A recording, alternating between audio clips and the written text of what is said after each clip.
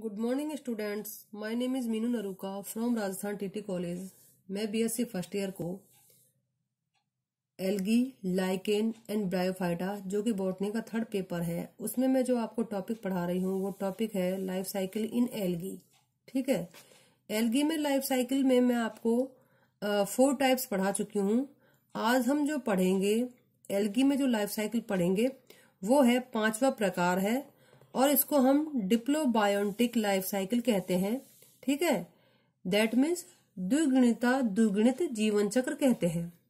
सबसे पहले तो हम ये बात करेंगे कि जो इस प्रकार की जो लाइफ साइकिल जो पाई जाती है वो किसमें पाई जाती है।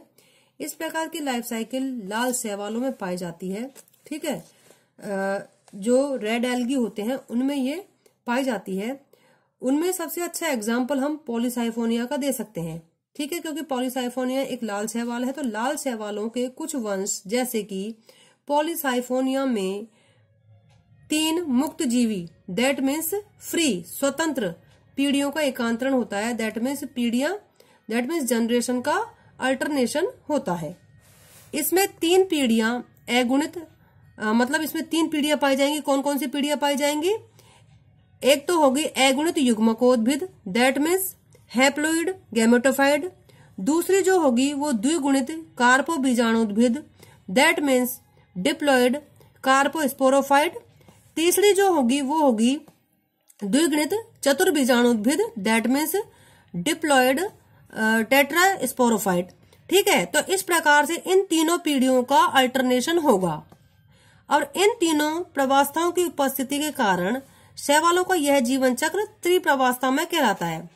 कहने का मतलब यह है कि ये जो जीवन चक्र है, ये जो लाइफ साइकिल है, डिप्लोबायोटिक लाइफ साइकिल है, इस लाइफ साइकिल में क्या हुआ कि 3 प्रवास्थाओं का अल्टरनेशन पाया जाता है। इसी कारण इस लाइफ साइकिल को 3 प्रवास्था में या त्रिप्रवास्था में कहा जाता है। अब ये होगी किस प्रकार से, क्योंकि अब आप देखिए कि जो पॉलीसाइफोनिया है, ठीक है, पॉलीसाइफोनिया का जो थैलस होता है वो मेन थैलस जो होता है उसको हम क्या कहते हैं? युग्मकोद्भिद कहते हैं। दैट मीन्स गैमेटोफाइट कहते हैं। ठीक है, और गैमेटोफाइट जो इसका होता है वो कैसा होता है? एकल लिंगाश्रय। ठीक है, जैसे कि अलग अलग प्लांट, मेल प्लांट अलग होगा, फीमेल प्लांट अलग होगा। दैट मीन्स ये डायसियस प्रकार का प्लांट होगा। ठीक है, तो इस प्रकार पॉलीसाइफोनिया का जो थैलस होगा उसमें नर युग्मकोद्भिद अलग होगा। दैट मीन्स मेल गैमेटोफाइट अलग होगा और फीमेल गैमेटोफाइट अलग होगा। अतः इसमें नर तथा स्त्री युग्मकोद्भिद दैट मीन्स मेल गैमेटोफाइट तथा फीमेल गैमेटोफाइट थैलस अलग अलग होते हैं, अलग अलग होंगे।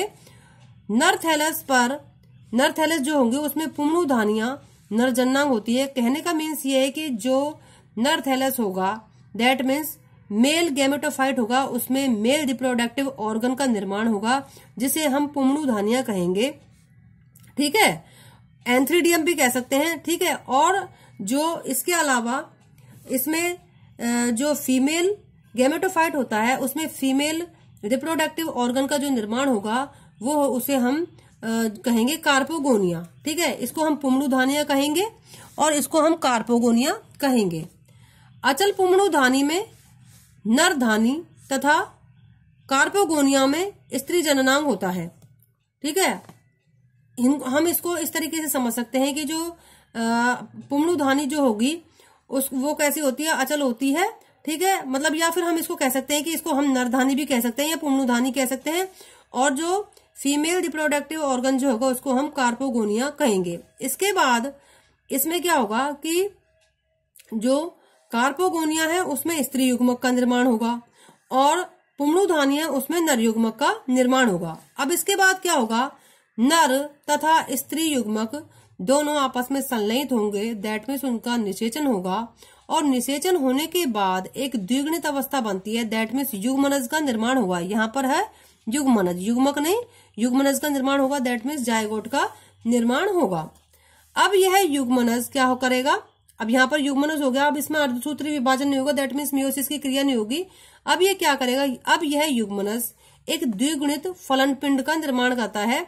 ठीक है, मतलब ये जो होगा एक फलन पिंड का निर्माण करेगा, मतलब एक स्ट्रक्चर का निर्माण करता है जिसे हम फलन पिंड कहते हैं, उसका निर्माण करेगा अंकुरित होकर, जिसे कार्पोबीजाणुद्भिद कहते हैं। कहने का मतलब ये है, ये जब ये जायगोट है ये एक द्विगुणित प्रवास्ता बनाता है, एक फलन पिंड का निर्माण करता है, उसे हम क्या कहेंगे, कार्पो बीजाणुद्भिद कहेंगे, दैट मीन्स कार्पो स्पोरोफाइट कहेंगे।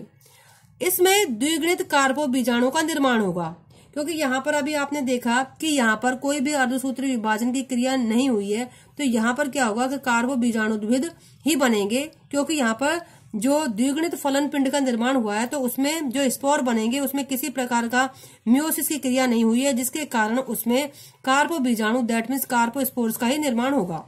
अब ये कार्पो स्पोरस जो होंगे, ये कार्पो स्पोर अंकुरित होकर क्या करेंगे, मुक्त जीवी द्विगुणित प्रवास्ता बनाते हैं। ठीक है, कार्पो बीजाणु अब अंकुरित होंगे, ये मुक्त जीवी एक द्विगुणित प्रवास्ता, ये भी क्या करेंगे, एक द्विगुणित प्रवास्ता का निर्माण करेंगे, दोबारा से डिप्लॉयड जो स्टेज है उसका निर्माण करेंगे। अब यह प्रवास्ता क्या कहलाती है, टेट्रास्पोरोफाइट कहलाती है, दैट मीन्स चतुर्बीजाणुद्भिद कहलाती है।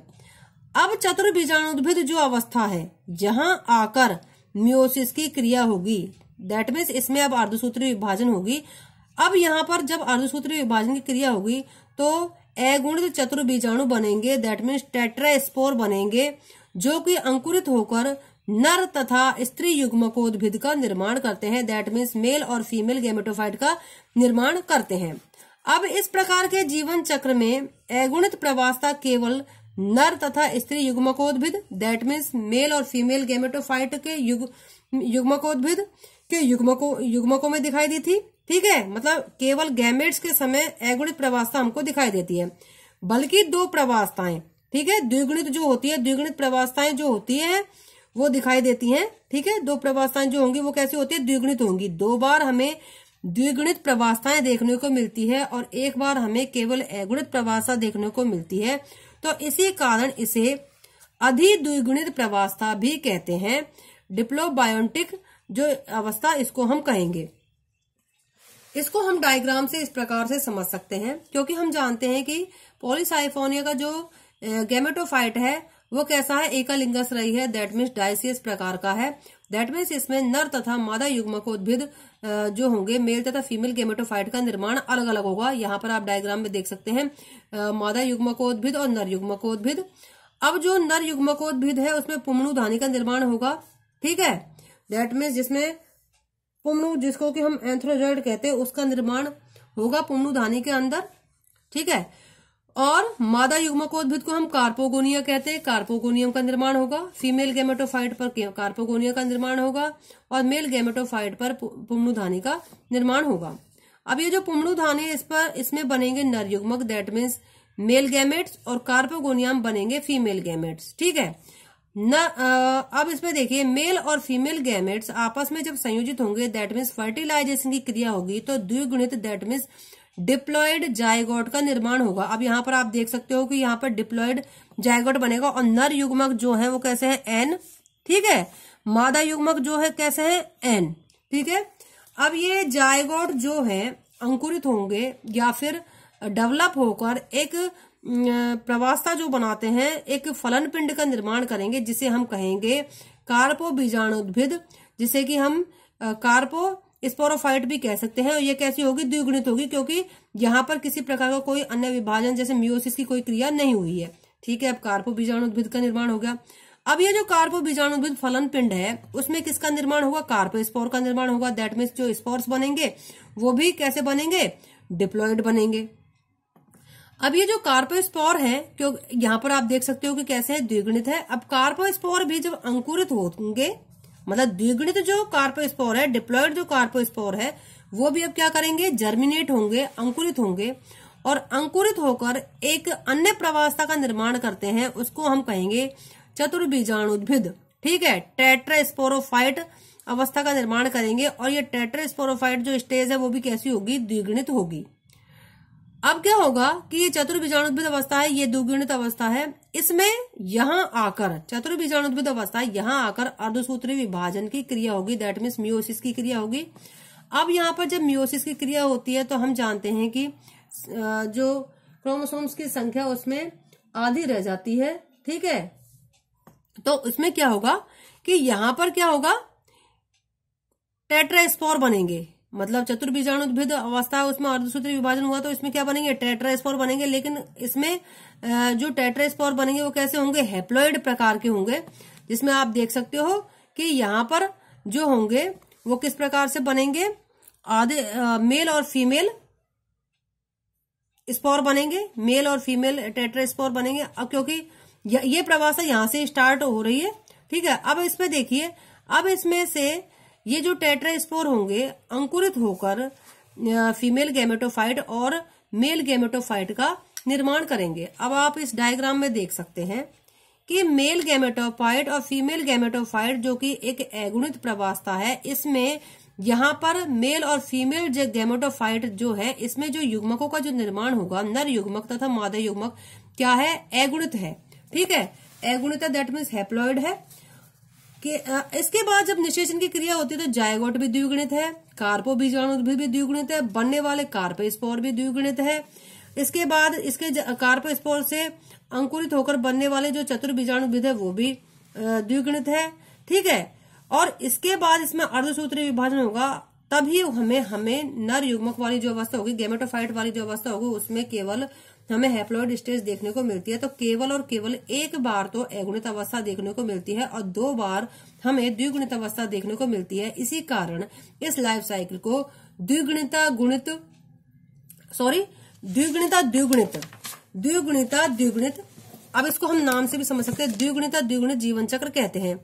द्विगुणिता द्विगुणित, ठीक है, मतलब द्विगुणित 2 बार आया है तो द्विगुणित 2 बार इसकी लाइफ साइकिल में होगा और 1 बार अगुणित अवस्था आएगी। आज के लिए बस इतना ही, आगे हम कल पढ़ेंगे। Thank you.